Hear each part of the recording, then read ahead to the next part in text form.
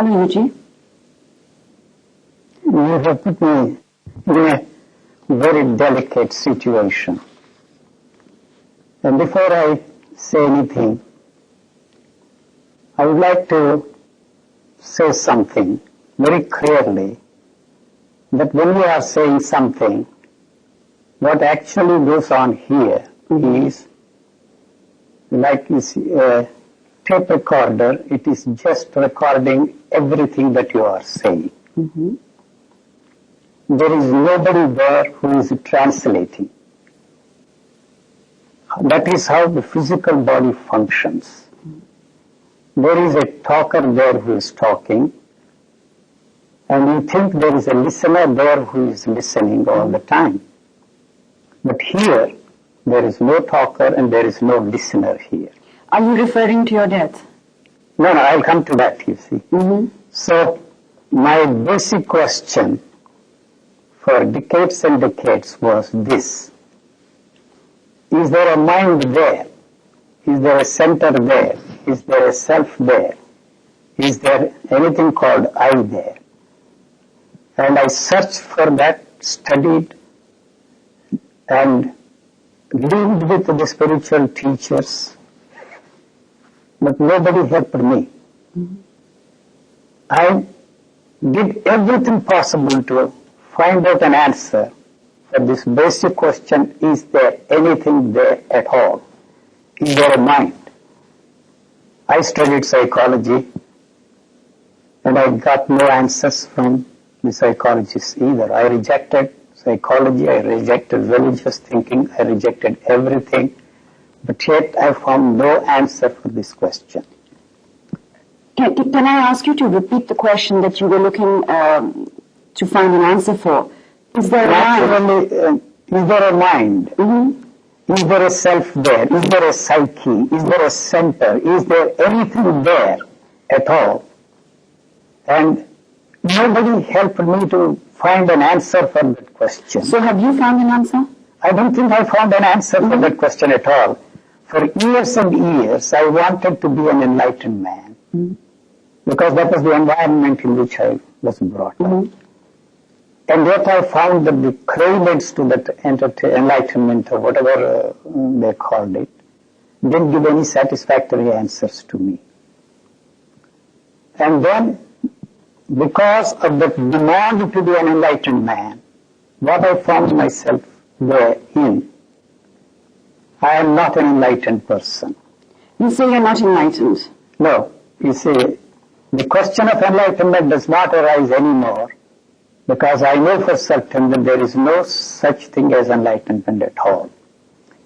This was the thing that really hit me so hard when, as you mentioned, on my 49th birthday, I sat under a tree and said to myself, what you have wanted all your life, you are already there in that state, you are an enlightened man.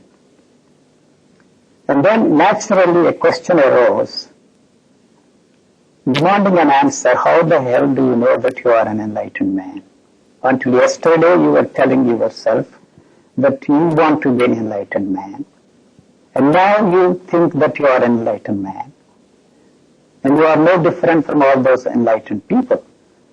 So the question that popped up there inside of me, how the hell do you know that you are an enlightened man? So the same knowledge that I had before, which told me, now you are not an enlightened man, and this is the way an enlightened man functions in this world. And today you tell yourself that you are an enlightened man. The question whirled there inside of me, and suddenly the question stopped there. So the interest whether to find out I am an enlightened man or enlightened man disappeared totally. And what was left after that is something which I really don't know. People ask me the question, you are not an enlightened man, you are not a guru, you are not a transferred man, you are not this, that and the other. Who the hell are you? My answer to that question is, I wish I knew. Because there is no way I can tell myself this is me. So that is true of you also there. Because you want to be something other than what you are. The oughtness, the shouldness, the mustness is all that creates what you call you there. Quite the opposite of what you would like to be, what you should be, what you ought to be, and what you must be. But I mean, on whose standards do you say that? What's that? By whose standards do you say that I want to be something that I'm not? Because what you see there is quite the opposite of what you would like to be. But isn't a lot of life about perception of things? You see, I don't want to use these philosophical terms, perception, pure perception. There is no perception there without a perceiver. The perceiver is you, created by your culture, society, or whatever you want to call, which is born out of the knowledge you have of yourself and what you should be like and what you must be. I don't know if it makes any sense to you. It's a little difficult to follow, actually. Tell us something about your basic teachings. And when people come to you and they want to know answers and things, what do you tell them? I tell them, get lost and stay lost. So why do they follow you then? You should ask them, why do they come? They keep coming day after day, month after month, year after year. It's because they just enjoy the fact that you destroy every single normal concept that people have. They still think that I'm saying the same things in a different way. I belong to different times, but basically I'm saying what the great teachers said before. And there were two pontiffs visited me once in India. Pontiffs, real pontiffs. The Indian pontiffs, not the Christian pontiffs. Somebody said Yuji is a universal God. The other fellow said he's a useless guy. Because we get nothing from him. What he is saying cannot be translated into any framework that we have known so far. But yet we have this problem. The problem is that we cannot brush him aside and say that what he's saying is absolutely nonsense. But even those who psychiatrists who come to see me, the psychologists, the scientists who come to see me out of their curiosity, they assure me that what you are saying seems to be very true, but we want to believe that you are wrong. So what are you saying then? What I am saying is what you are saying. I am not saying anything. Let us not turn this into a mystifying thing. This computer, I would like to stick to this analogy or simile of a computer here. This is just a computer. And whatever is there is what is put in by the culture. You're talking about a human being. A human being that applies to you and to me here too. So when you are asking the questions, the answers that are coming out of me are not my answers. I give you the example of a computer, the word tank which I have. You put in 20, 30, 40, 50 names there and the telephone numbers at random. And you want to find out a particular name and a particular telephone number. You press the button, they come in the alphabetical order. So you press the button again and ask a question, it says it's searching. So actually it is not searching anything. Your thinking also is exactly the same process that is going on there, because there is nobody who is thinking. But you think that there is a thinker just the way it is searching. You're saying that the answers that we come out with are part of our social conditioning and our upbringing, but it's not really your own thought that's coming out. Nothing. There is no thought which I can call my own. There is no experience which I can call my own. There is no feeling which I can call my own. But we are interested in separating the feelings and putting them on a higher level than just the intellectual thoughts. But there is no way you can experience a feeling unless you give a name to it and call it you are happy, you are unhappy, you are bored, you are not bored. What are your views on happiness, Eugene? Do you think that we can be happy, human beings can be happy in this world? It is just impossible to be happy always. Let me tell you one thing. I have been everywhere in the world. I have seen people, and the one thing that people are really interested in anywhere, everywhere, whether they are Americans or Russians or Chinese or Indians, the one thing that they are interested in is how to be happy always without one moment of unhappiness. How to have pleasure without pain at all. It is just impossible because this living organism does not know what happiness is like. It is not interested in keeping that sensation of happiness longer than the natural duration of its life. So it is a very painful thing, it is throwing out. And so that is why you are unhappy, that is why you are painful. I do agree with you there. I think we do know very well what happiness is. I mean, happiness is something that makes you have good feelings. But it is all right, you can have good feelings, you can feel happy, but the demand to keep that lasting forever is really the problem. That is not what is impossible. It is impossible, but we still aspire to it because it makes us feel good. Yeah, but you feel good, it is a feeling good, that's all that is there, and you are left with the hope that one day, through some miracle or through the help of somebody, you will be able to stay happy forever and ever. You actually grew up in a very religious sort of family background. You come from a Brahmin family. Yes. So do you believe in religion today? No, religion is responsible for the man's tragedy. It is not that I am anti-religious or any such thing, but religion has not helped us to be what we are. The problem with religion is that it has created a model and placed before us that that's the way we should all be. And that model unfortunately happens to be the model of all the great spiritual teachers from time immemorial. What we are doing all the time is to fit ourselves into that model and become that models. And it is that is responsible for the man's tragedy. We may have, and as some people have succeeded in freeing themselves from the religious stranglehold, but yet we are caught up in the same ethical codes of conduct, the legal structure we are operating in is no different from the religious conditioning of the human being. Yes, but if you don't have those kind of parameters in society, then what you're talking about is just total anarchy, everybody doing what they want. There is, in spite of all that anarchy today here, in spite of all the attempts that we are making to keep that a going thing, we have not succeeded. Tomorrow we are going to succeed, and we live in that hope and die in that hope. Well, yes, I'm not saying that we have achieved the ideal, but surely there has to be an ideal that you work towards, because otherwise man is a very selfish person. Everyone would just live for themselves. The hope and we would just be living in a glorified jungle. No, this is already a jungle. What is there for us to be proud of? You think this is not a jungle? Well, you've obviously sort of disassociated yourself. I have not dissociated from myself. The world. No, not at all. Not at all. I am not in conflict with this world, because the world cannot be any different. The dream of creating a paradise on this planet or a heaven on this planet is the one that is responsible for creating hell on this planet. So how would you like to see society? I do not want the society to be any different, because I am not in conflict with that society. Mm-hmm. So you seem to be in conflict with the society because you are in conflict with yourself.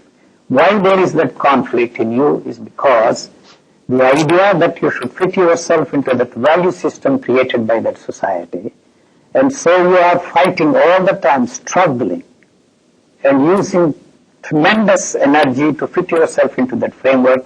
You have so far not succeeded, and so, as I always say, you live in hope and die in hope. So do I understand then that you're telling me I should be doing and living exactly the way I like without worrying about what society dictates to me? Not for a moment. I am not saying that at all. There is nothing more than what you are doing. There is nothing else you can do. Mm-hmm. I don't know if it makes any sense. Obviously not. It's a little difficult to understand, I must admit. Yeah. But you have such controversial ideas, yet people keep coming to you to ask you, your views on things. How does it feel? Does it give you a kind of power? No. It doesn't give me any power, you see. I only want to tell them that no useful purpose will be served by carrying on any conversation with me. And yet they come day after day, and they hang around me, hoping one day to understand. I am telling them all the time, there is nothing to understand here. So then why do you, for example, accept coming on a television program like this? I mean, what is your objective of having a program like this if you say you've got nothing to say? No, there is a motive here. Mm-hmm. And there is no such thing as a motiveless action at all. Since you invited me, I accepted this invitation to appear on your face-to-face and use you as a medium to express whatever I want to express. And what I have found for myself and by myself is something extraordinary. And that has freed from the totality of everything everybody thought, felt and experienced before me. As I said a while ago, this has never been the part of my experiencing structure. The experiencing structure cannot play any role in my actions or in my expression of what I am trying to put across. So if somebody out there, any one of your listeners who is going through the same problem, finding no answers for his questions, still hoping and dreaming one day through the help of somebody, he will be able to find answers, or that particular teacher he has tremendous faith in, invested his faith in that teacher will help him to solve his problems. He would stop in the tracks, and then there is something to what this man is saying. If it hits him, probably he will find out the answer for himself and by himself. But if we all stopped thinking and stopped asking questions, I mean, where would there be progress in this world? You are not asking any questions. You don't want any answers for your questions, because all the questions you are asking are born out of the answers already you have. You are not satisfied with the answers. Otherwise, why should you ask questions? For example, the question of God. For centuries, man has believed in God. But why do they still ask questions about God? They are not sure that there is God. But yet they are made to believe that there is God, and they have accepted that there is a God, and go to the temples, churches, mosques, whatever their particular religion is, and pray. Do you believe there is an afterlife? See, what I say about reincarnation cannot interest anybody. My position is that I always repeat this, that if you think there is reincarnation, if you believe, it is a belief. So if you do not believe in reincarnation, there is no reincarnation. In other words, there is reincarnation for those who believe in reincarnation, and there is no reincarnation for those who do not believe in reincarnation. So it's basically just a creation of man's mind. I believe. Because you do not want all that you have done, all your life, all your achievements, all your experiences are coming to an end. So you cannot accept the fact all that you have done in your life is coming to an end. And so there must be something that will continue to live after you are. What is your personal belief? I do not believe in reincarnation at all. So tell us... For the simple reason that my approach to that problem, and if anybody is really interested in finding out an answer to that question, is there any such thing as reincarnation, they have to find out what is there now at this moment that will reincarnate.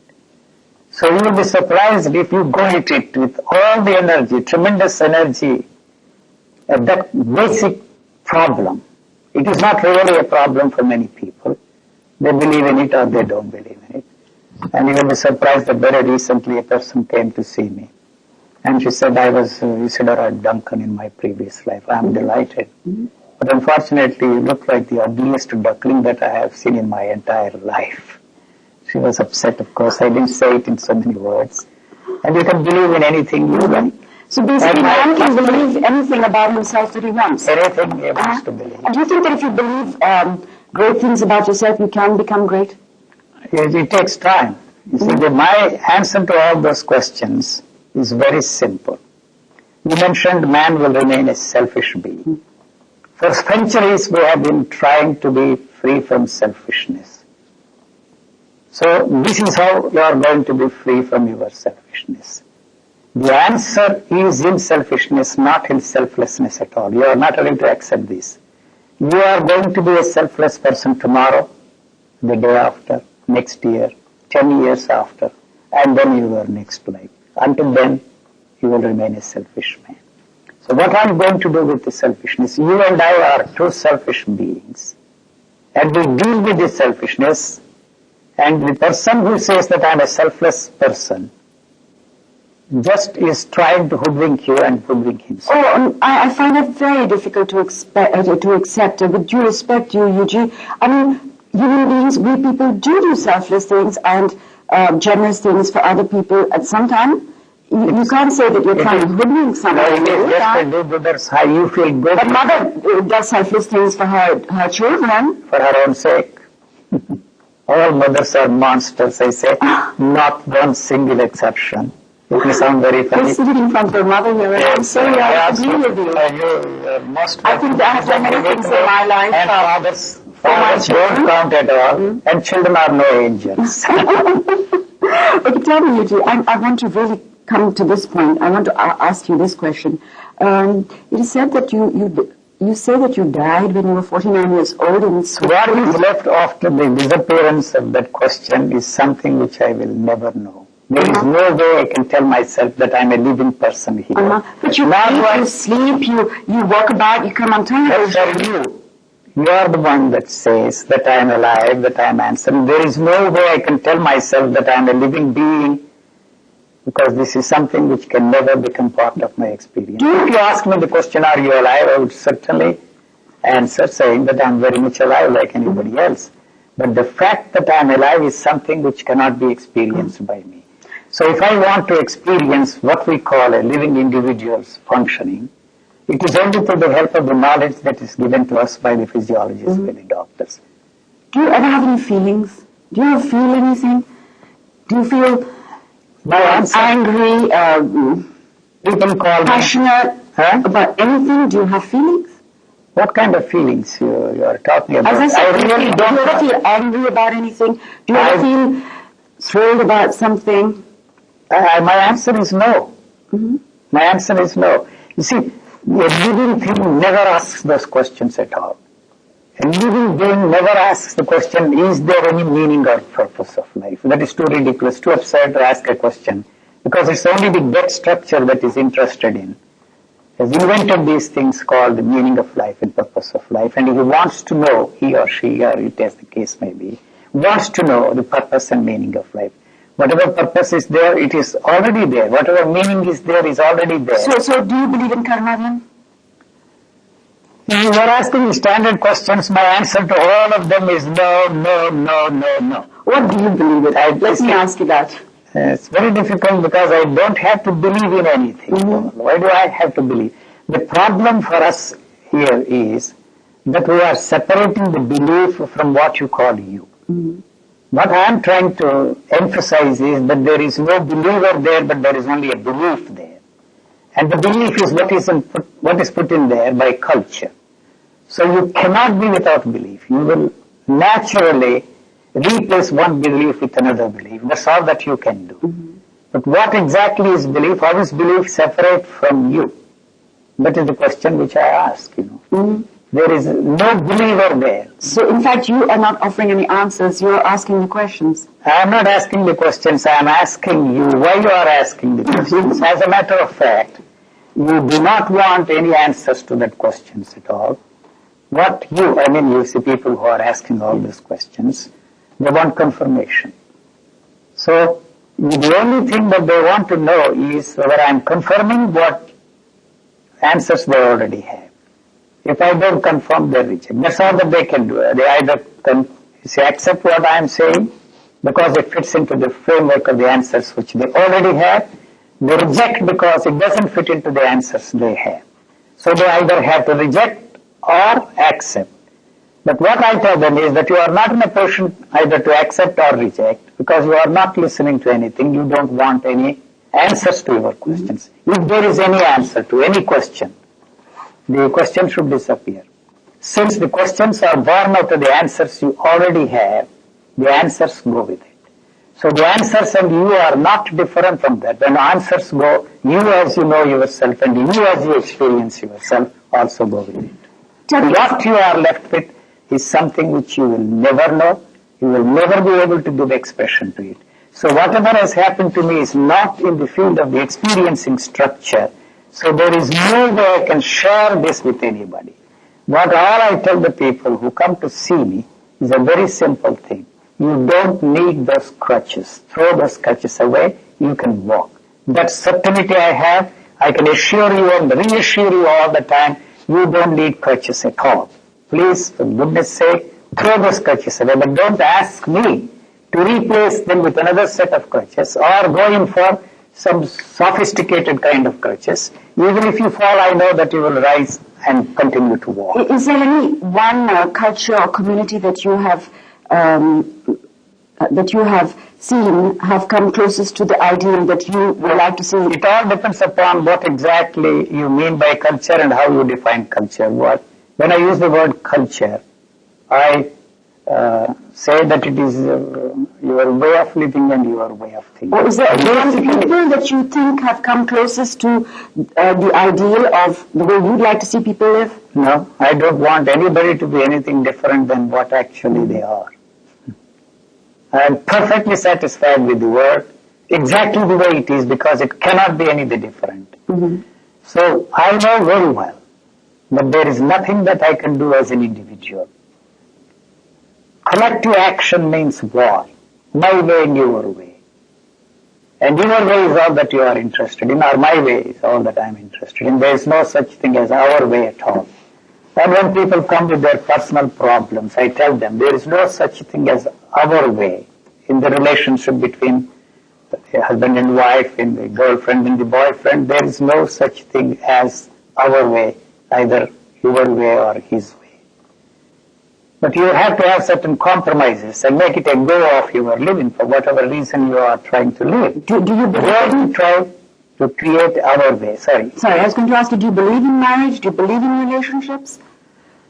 Marriage is an outdated institution, but it is not so easy to do away with the institution of marriage. It is not the marriage that is really the problem in relationships between a man and a woman. The possessiveness. That's the most important thing. You can possess property, you can possess ideas, you can possess tremendous amount of knowledge. You cannot possess a living being at all. And so, I always tell people, you are a very beautiful woman.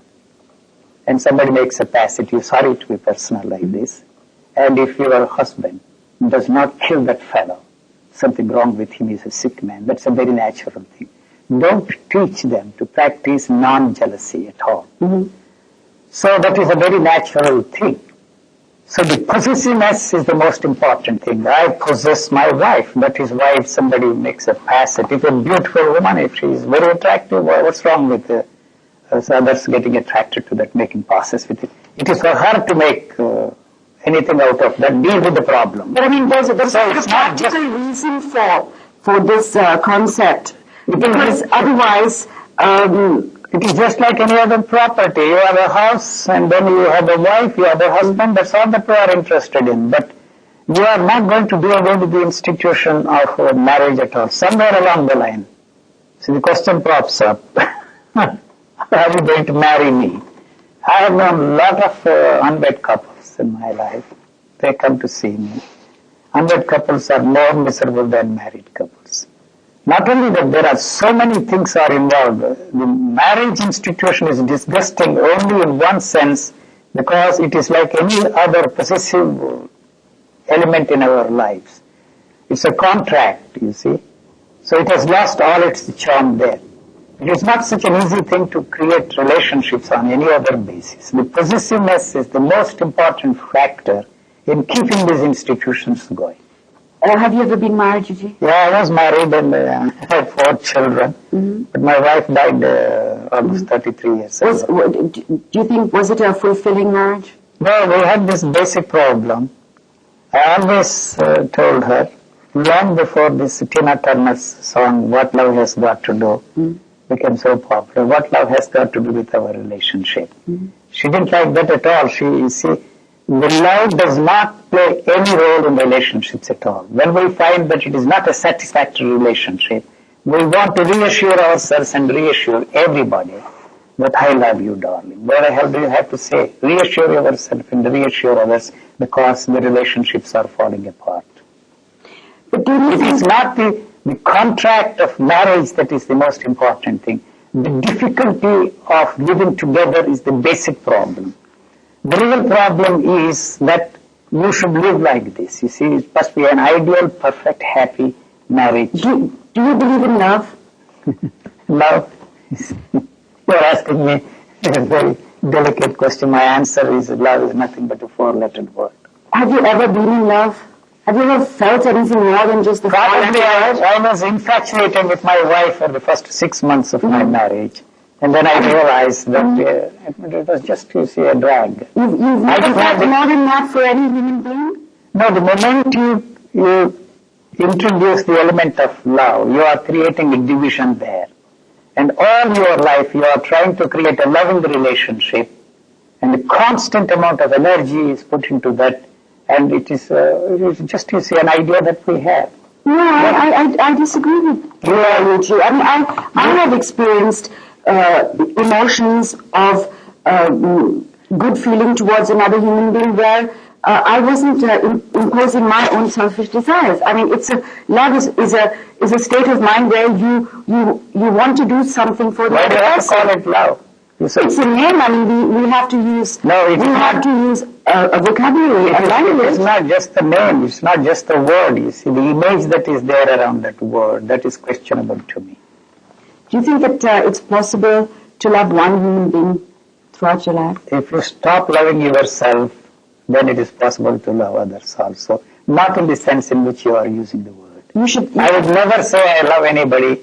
So love and hate go together. See, you use love as the last card in the pack when things go wrong. And when that fails, what you are left with is hate. You may not use that word hate, but indifference to the relationship creeps into the picture, and it is not the same. So you have to reassure yourself. So you think that's perfectly natural? Perfectly natural. For love and hate to be so. You see, the problem there is we are not looking at the real issue there. The living together is not an easy thing at all.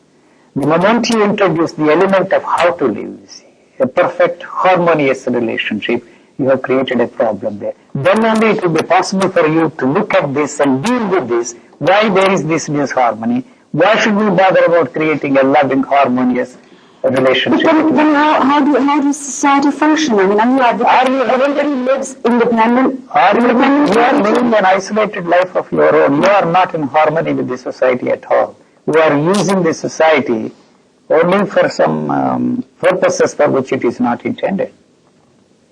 So then only, if you are not caught up, you see, I want to use that word, between right and wrong, good and bad. You cannot do anything wrong, you cannot do anything bad. As long as you are caught up in these two, you will always do something wrong, because you are only interested in doing the right thing and good thing all your life. And the fight that is going on between the two is exhausting you. You are losing tremendous amount of energy, and that is all that we are. So then what is the answer? What should you be doing? You should be doing what you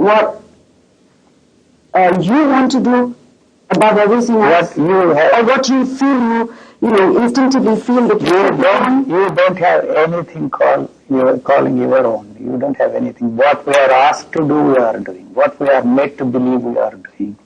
So you are not doing anything what you want to do. You will be surprised when you are freed from what you should do, what you must not do, what you ought to do, and all that is thrown out of your system. You will do things in a very natural way.